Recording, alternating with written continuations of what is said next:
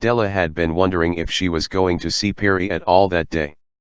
She knew that Mike and Paul had been out all day getting things ready for the wedding and the house. She was glad to hear her phone ring and see Perry's name come up on caller ID. As she picked up the phone, she saw Mike coming into the driveway. "Hi Perry. How was your day?" she asked. "It has been a very busy day, but I have finished buying what we will need to keep the outside of the house clean. I don't think that I have forgotten anything. But at least the house is ready on the outside. I am pleasantly surprised by the way the house is starting to come together on the inside also. I got a call from a lady that said she needed to do one more measurement on a window. She said that she could come over this evening if we could meet her at the house." Perry told her. "All right, I will call her and tell her to meet us in an hour. Is that all right with you?" Della asked. "That is fine, an hour it is," Perry told her with a smile. When Della got to her new home, Perry was sitting on the couch in the front living room watching television. He looked like he belonged there. When Della came in, he stood up and gave her a kiss. "I just wanted to see what it felt like to sit in my new home and watch some television. It is lonely in here without you."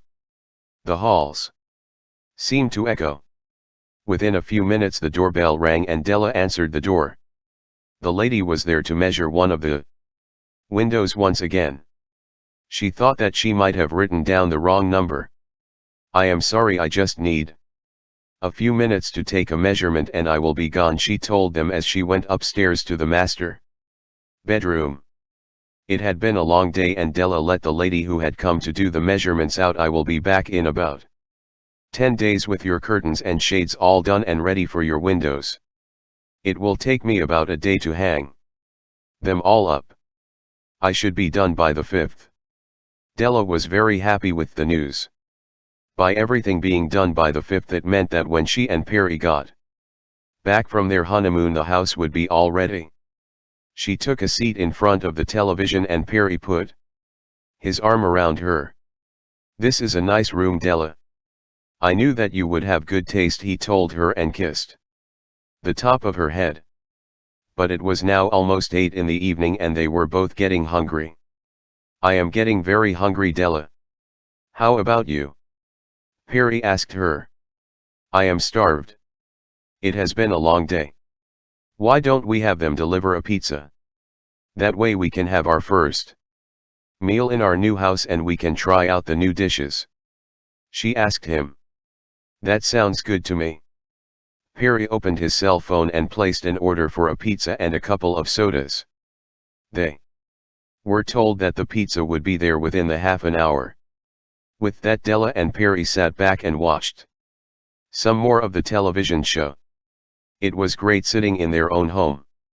When the pizza came, Della was excited to try out the stools that she had bought for the breakfast nook and use the new dishes that she had just purchased.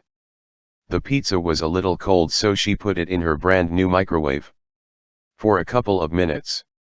It was then that she realized she had no dish soap. She would have to wash the dishes as good as she could and then in the morning come back and do the dishes in the morning. When they had finished their supper, they went back to have a seat on the couch. Perry smiled at her and he pointed to the family room. "Here we will have some privacy. The living room still has no curtains and if we have company, I don't want anyone looking in when I am with you," Perry told him. Della smiled at him and took a seat next to him on the new couch. She sat right next to him and he put his arm around her one more time. Some of their favorite shows were on that night. They were comedies and Della and Perry enjoyed the shows. From the couch they could watch the backyard and the pool. It was going to be a nice home, Della knew it. Going home was difficult for both of them. They now had their home and for the most part it was furnished. But it was 11 and it was time for them to go home. There was a lot of work for them to do left on the house. Della still needed some shopping as they had nothing to eat in the home and the refrigerator was Huge and empty. For the most part, other than the curtains, the house was ready for them to move in. They still had many knickknacks to put away still, and they needed to hang some more paintings. Perry needed to work in his workshop, and then things needed to be straightened. The wedding was coming soon, and as Hamilton Berger had been right, nearly every day they received answers to their wedding invitations, and many had no number listed and the meal choice had not been marked. Della spent time every day calling people and verifying their information. Some had not returned her call and she was getting nervous.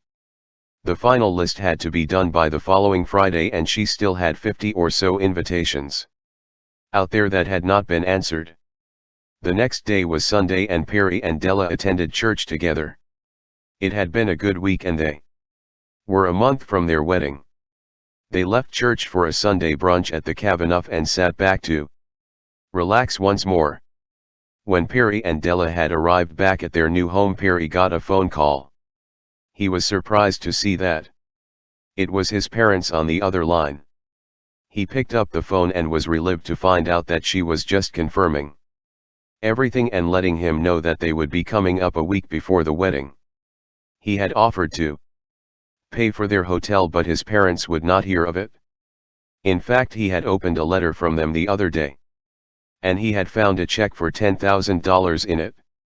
"Mom, I don't need the money," Perry told her. "Nonsense, you and Della are getting married and it is your job to pay for the honeymoon. You have not told us where you are going, but I hope that this check will pay for the trip," his mother told him with a voice of determination. "Well, thank you, and it will be put to good use." "Where will you be staying?" Perry asked her.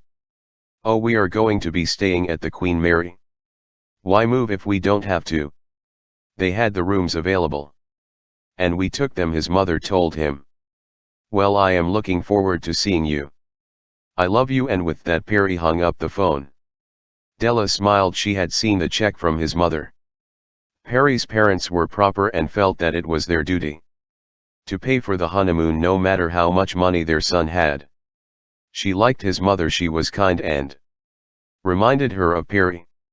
His father was a good man who had been good to them.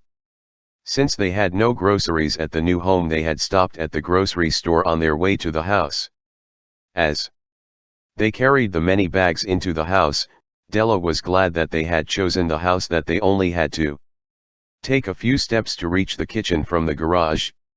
Now, with groceries in the house, they could make a meal together and begin to make a home for themselves. The wedding was in just 3 weeks and Perry could not wait. That evening Della worked on the inside of the home and Perry went out to work on his new workshop and hang up the many tools that he had bought. The pool man had been there that morning and the pool looked great.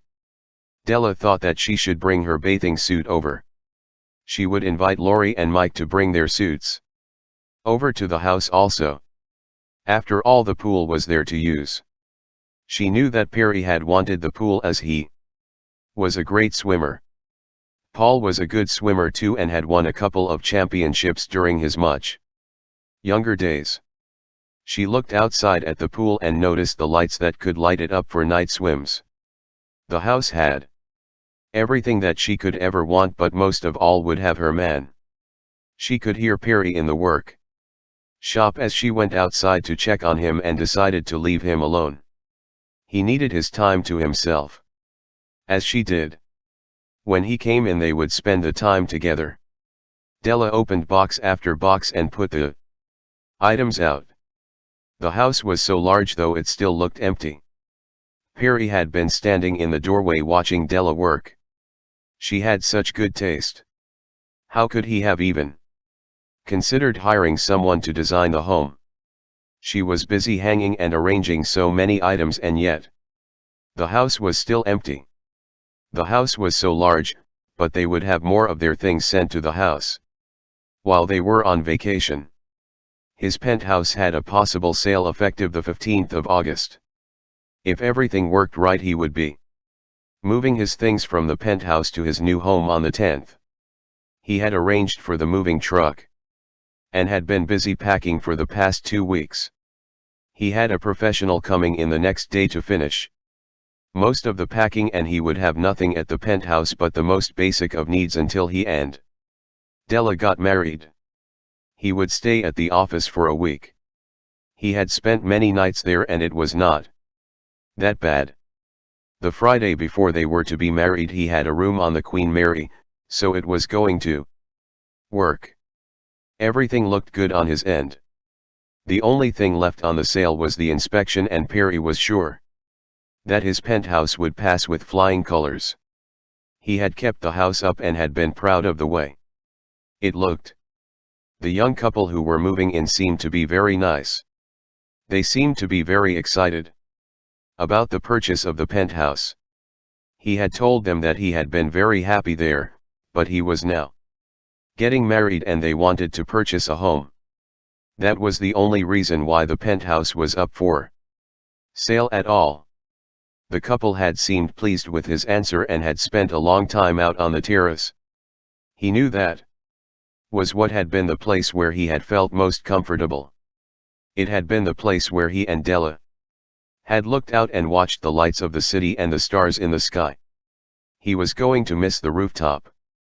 But his new home was wonderful. That evening had been the first meal that they enjoyed at the new house.